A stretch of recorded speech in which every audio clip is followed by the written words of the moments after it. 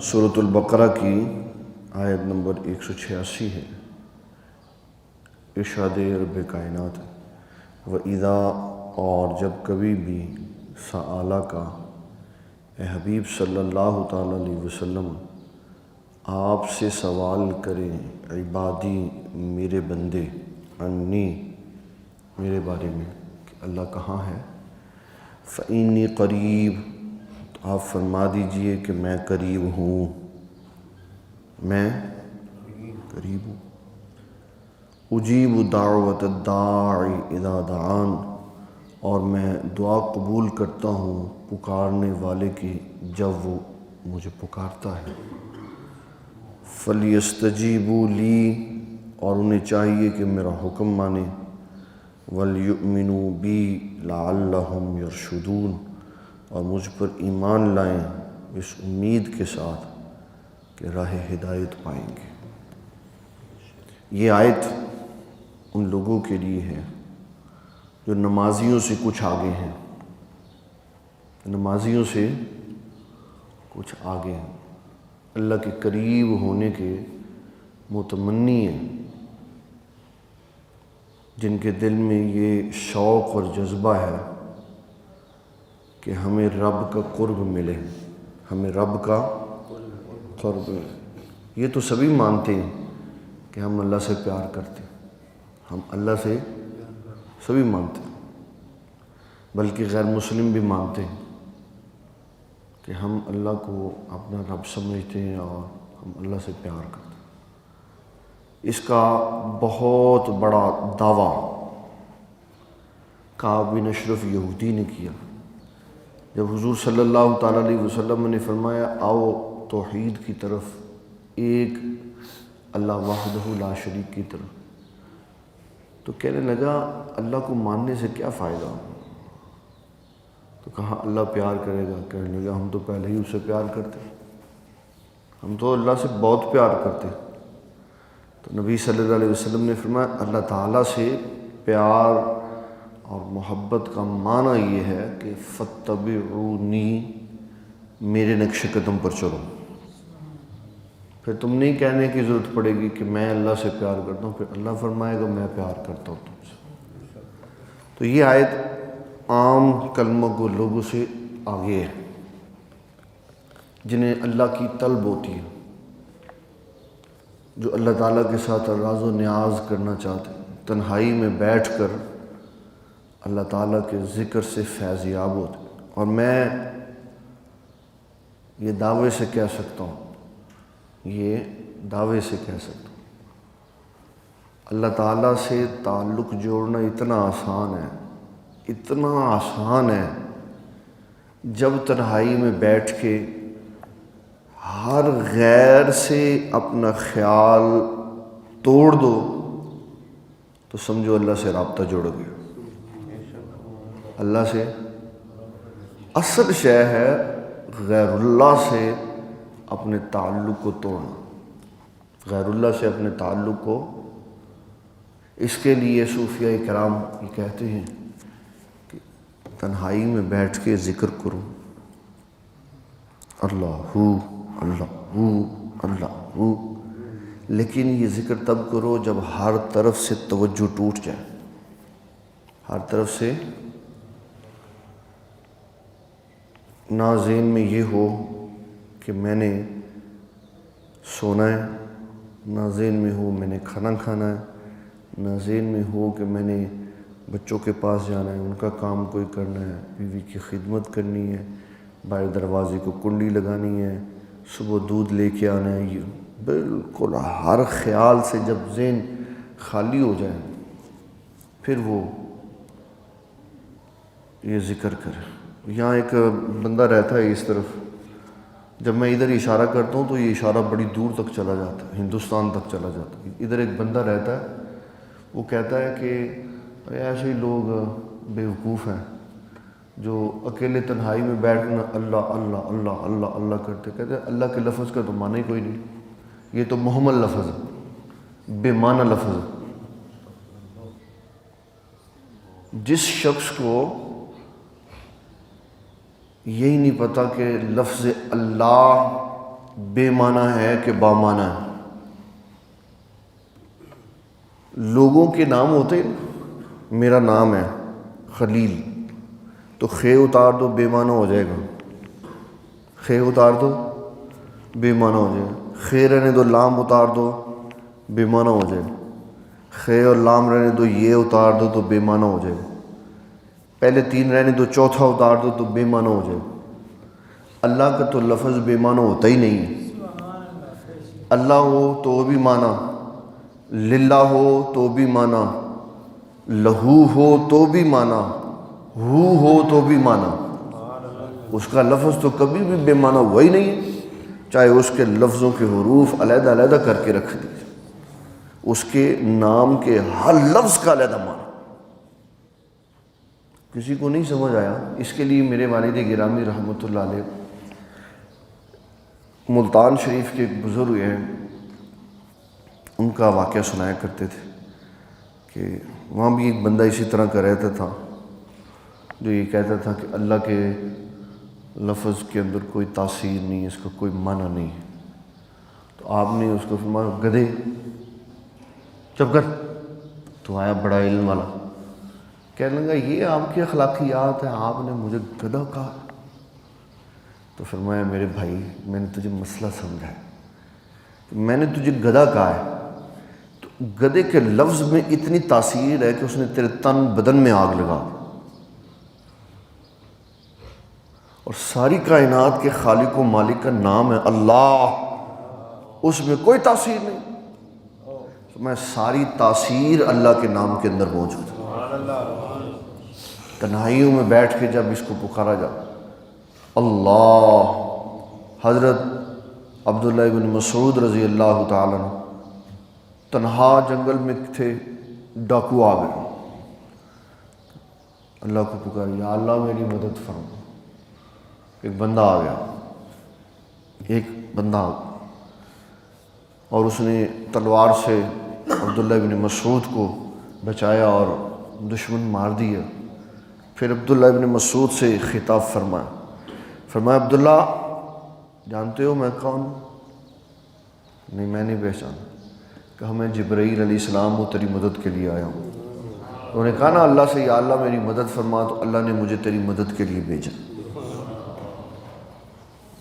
اور آپ سنیں گے تو آپ کی عقل دنگ رہ جائے گی۔ شرابی، سخت ترین شراب پینے والا بندہ، حضرت عمر بن خطاب کے دور میں چلا جا رہا، ہاتھ میں شراب کی بوتل، عمر بن خطاب سامنے آ گئے، آپ نے فرمایا کیا ہے ہاتھ میں؟ کہنے لگا سرکے کی بوتل۔ آپ نے فرمایا مجھے دکھاؤ۔ اور دل میں کہنے لگا یا اللہ میں پکڑا گیا تو 80 درے پڑیں گے، آج مجھے عمر بن خطاب سے بچا لے مولا، آج مجھے بچا لے، آئندہ میں کبھی نہیں شراب پیوں، آج مجھے عمر بن خطاب سے بچا۔ یہ دل میں بات کر رہا۔ اس وقت اس کے دل میں کتنی لگن تھی اللہ کی، کتنی توجہ تھی، کتنا زبردست رابطہ تھا۔ حالانکہ تھا شرابی تھا، تو جب اس نے سارے سبب توڑ کے براہ راست اللہ سے بات کی اور اس سے اپنا رابطہ جوڑا، تو حضرت عمر بن خطاب نے جب فرمایا نا کہ دکھا مجھے تیرے ہاتھ میں، اس نے ہاتھ پیچھے کیا تو اللہ تعالیٰ نے وہ شراب کی بوتل تبدیل کر دی۔ اس نے کہا اس کے اندر سرکہ ہے، تو سرکہ بنا دیا۔ اللہ تعالیٰ بندے کے بہت قریب، پتہ کتنے قریب؟ یہ سورۃ قاف ہے، 26واں سپارہ۔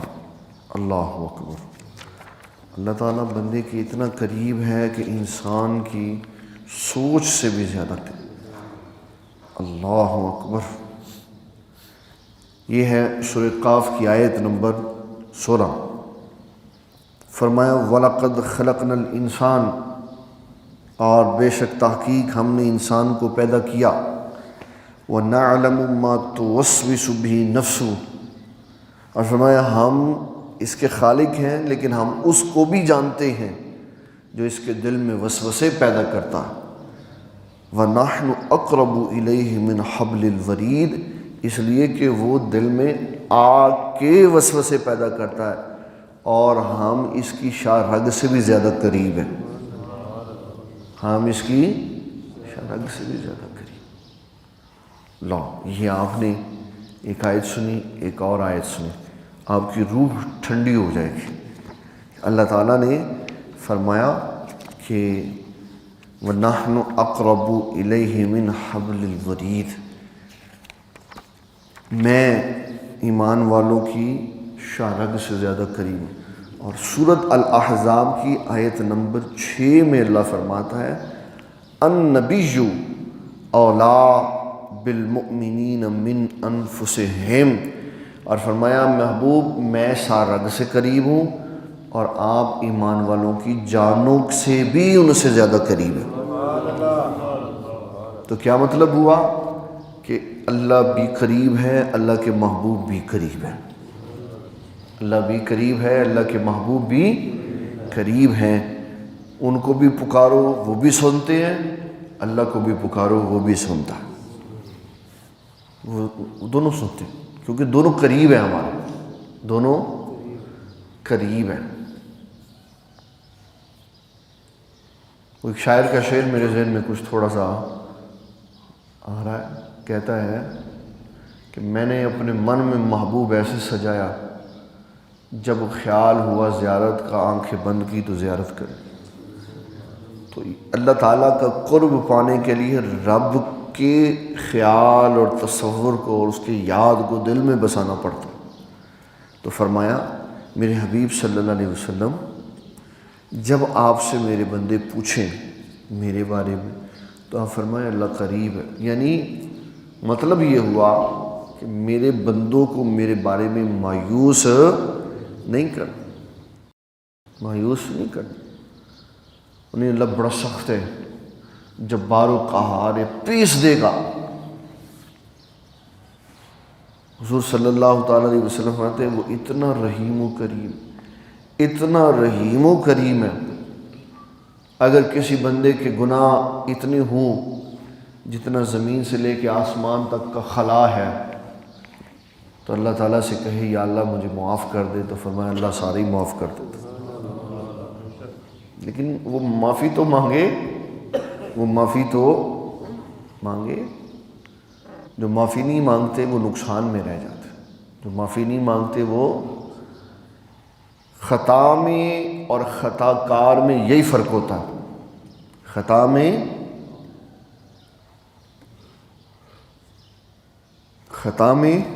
آنکھیں کھول کے سننا، خطا میں اور خطا کار میں یہی فرق ہوتا ہے کہ خطا میں غلطی کے بعد انسان معافی مانگتا ہے تو وہ خطا ہو جاتی ہے، بعد میں معافی مل جاتی ہے، اور خطا کار میں یہ فرق ہوتا ہے خطا کی نسبت کہ غلطی کرنے والا غلطی پہ ڈٹ جاتا ہے تو کہا جاتا ہے یہ خطا کار ہے، جو واپس پلٹ آیا خطا کی انسان تھا، خطا ہو گئی، معافی ہو گئی۔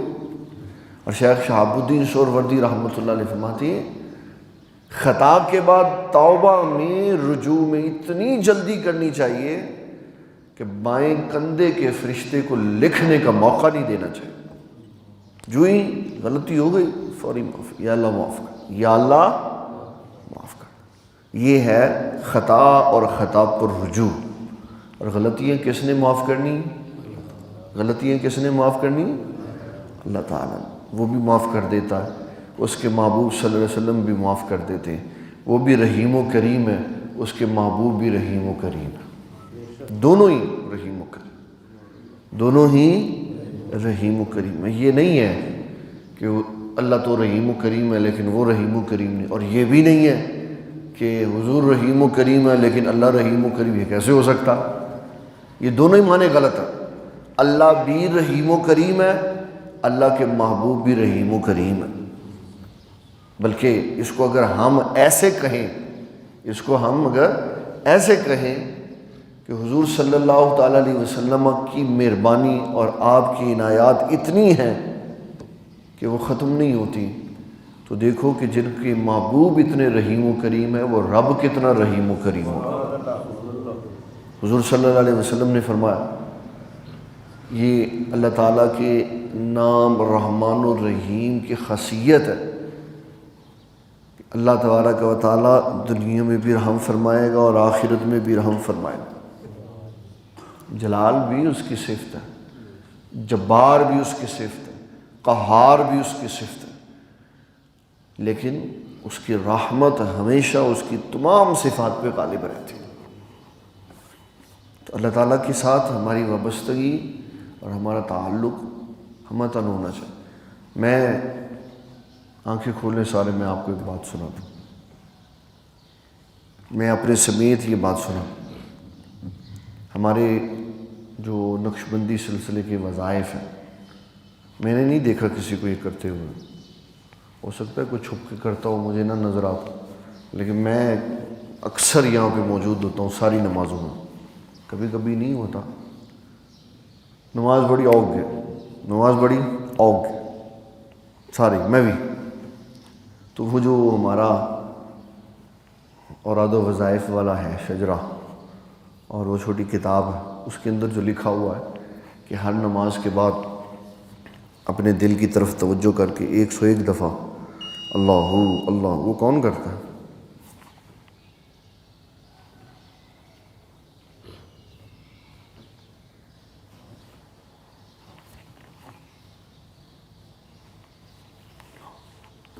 اللہ نے تو یاد کرتے ہی نہیں ہے. اللہ نے تو یاد ہر نماز کے بعد 1 منٹ لگتا ہے صرف. ہو سکتا ہے شروع میں 2 منٹ لگے، لیکن 1 منٹ لگے. جب نماز پڑھ لو ساری نماز، تو پھر بیٹھ جاؤ، درود شریف پڑھو جو آپ کو آتا، 3 مرتبہ 7 مرتبہ 11 مرتبہ. 7 مرتبہ سورۃ الفاتحہ پڑھو، 11 دفعہ سورۃ اخلاص پڑھو ہر نماز کے بعد، اور 101 مرتبہ تمام طرف سے توجہ توڑ کر سانس کے ساتھ اللہ اللہ اللہ. جس دن آپ کے ایک سانس میں 101 دفعہ گنتی پوری ہوئی تو سمجھ لینا توجہ درست ہو گئی. ہاں جی، یہ سارے کرو جتنے یہاں پہ موجود ہیں نا، جو بات سن رہے ہیں وہ وظیفہ کریں. اللہ تعالیٰ کو یاد کیا کریں. یار وہ ہمارا رب ہے، اس نے ہمیں زندگی دی، صحت دی، اور یہ جو اس نے ہمیں صحت دی ہے نا، یہ اس کی سب نعمتوں میں سے سب سے بڑی نعمت ہے. پہلی اس کی نعمت ہے کہ اس نے ہمیں پیدا فرمایا. پھر اس کی نعمت ہے کہ اس نے ہمیں کتا بلہ نہیں بنایا، انسان بنایا. وہ کچھ بھی بنا دیتا. حضرت سیدنا حسن بصری کہتے ہیں، میں ایک دن گزر رہا تھا تو ایک کتے نے میرے ساتھ خطاب کیا، بات کی، تو کہنے لگے اس نے مجھے لاجواب کر دیا. کہنے لگا حسن، ازل میں تو نے کون سی ایسی نیکی کی تھی اور میں نے کون سا ایسا گناہ کیا تھا اللہ نے تجھے انسان اور مجھے جانور بنا دی؟ میرے پاس کوئی جواب. یہ اس کا فضل ہے. یہ کیا ہے؟ اس کا فضل ہے کہ اس نے ہمیں انسان بنایا. پھر اس سے بھی بڑا فضل ہے کہ اس نے ہمیں حضور پاک صلی اللہ علیہ وسلم کا امتی بنایا. پھر اس سے بھی بڑا فضل یہ ہے کہ ان امتیوں کی جماعت میں رکھا ہے جو حضور سے پیار کرتے ہیں، منکر نہیں ہے حضور کے، حضور سے پیار کرتے. ان ساری نعمتوں کے بعد جو اس نے ہمیں سب سے بڑی نعمت دی ہے وہ صحت ہے. وہ کیا ہے؟ صحت. جوان آدمی بیمار ہو جائے یا بوڑھا بیمار ہو جائے کسی کام کا نہیں رہتا. اتنے بوری بھر کے اس کے پاس پیسے ہوں، بیمار ہو جائے کسی کام کا نہیں رہتا. صحت سب سے بڑی. بیمار ہو جائے تو روٹی نہیں کھا سکتا. وہ کہتے ہیں اس کو سلائس کھلائیں، سلائس بھی نہیں کھا سکتے. کہتے ہیں اس کو چمچ سے لیکوڈ ڈائٹ کھلائیں. تو جب صحت تھی تو 2 نان کھا جاتا تھا. اس کا مطلب ہے صحت بڑی نعمت. رسول اللہ صلی اللہ علیہ وسلم نے فرمایا اغتنم خمسن قبل خمسن، 5 چیزوں کے آنے سے پہلے 5 چیزوں کی قدر کرو. بوڑھے ہونے سے پہلے جوانی کی، بیمار ہونے سے پہلے صحت کی، غریب ہونے سے پہلے امیری کی، مصروف ہونے سے پہلے فرصت کی، اور مرنے سے پہلے زندگی کی قدر کرو۔ یہ زندگی جب تک ہے اس کی قدر کریں، اللہ کا ذکر کیا کریں، اللہ کا ذکر کیا کریں۔ جتنے بھی طلباء یہاں رہتے ہیں یہ سب پہ لازم ہے، جو سویا ہوا اس پہ بھی لازم ہے، جو جاگ رہا ہے اس پہ بھی لازم ہے۔ وہ کیا کرے؟ اللہ کا ذکر کرے، اللہ کی یاد کرے۔ کریں ذکر سارے؟ چلو کرتے ہیں۔ اللہ اللہ اللہ اللہ اللہ اللہ اللہ اللہ اللہ اللہ اللہ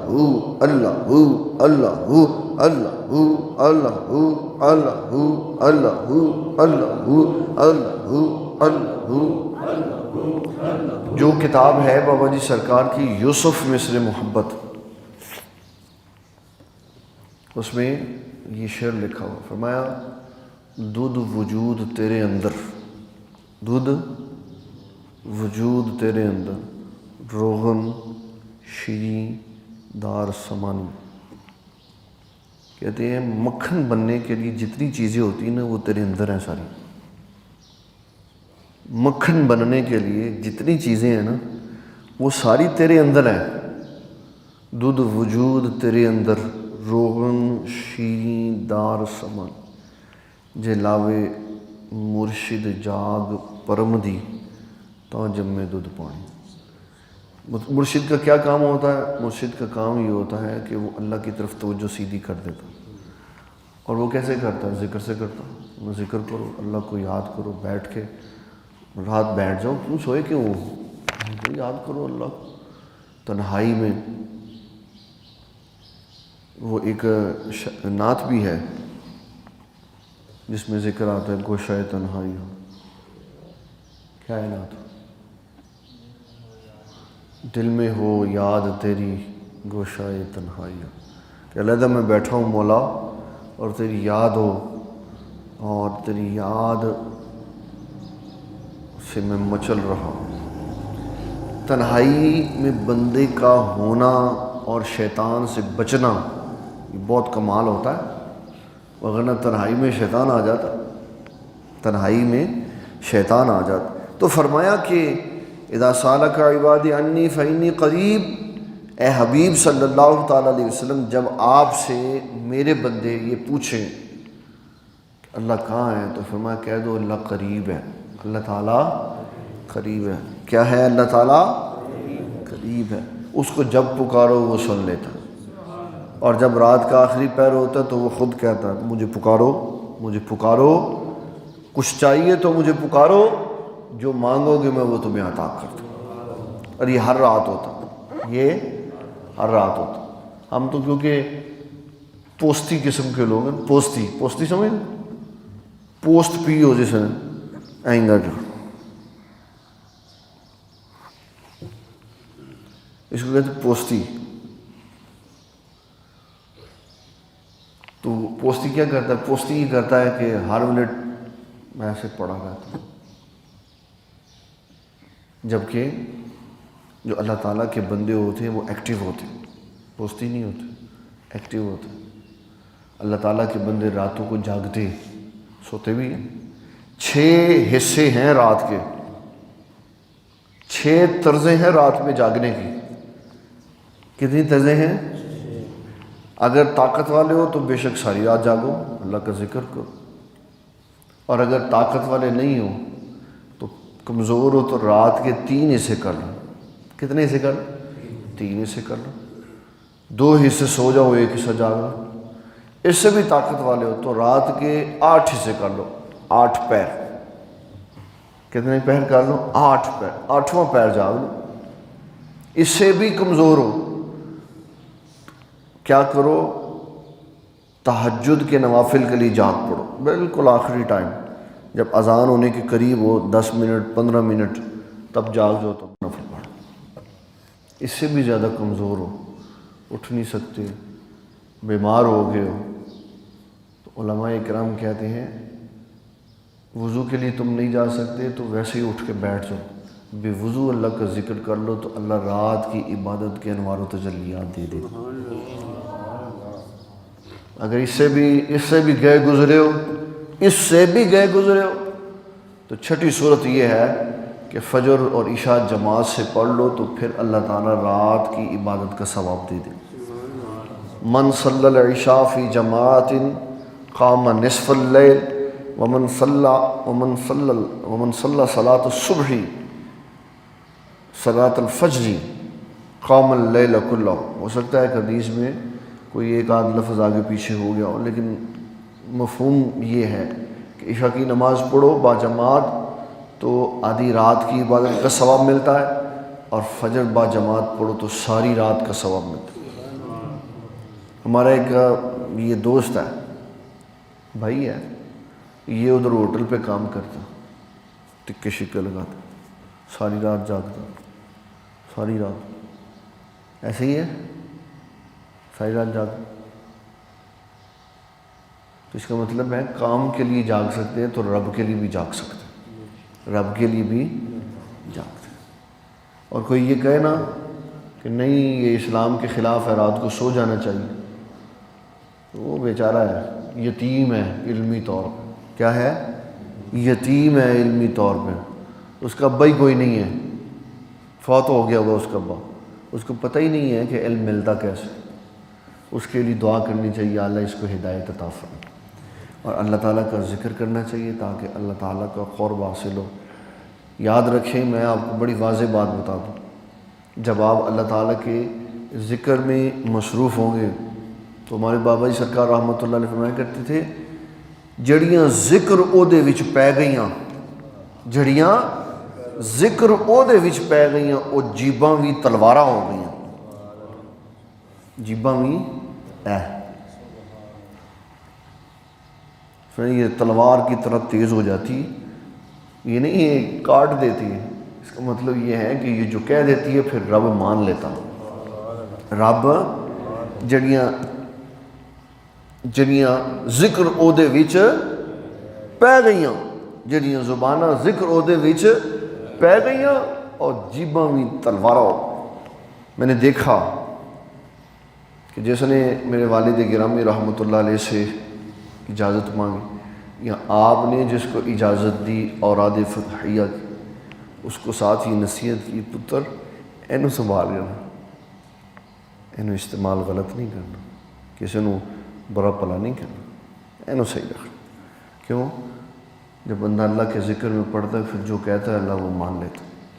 چھڑ اپنی رضا من رب دی رضا، رب تیری رضا پھر مننے. اللہ تعالیٰ ہمیں اپنے ذکر کے لیے مستعد ہونے کی توفیق عطا فرمائے. وما علینا الا البلاغ المبین.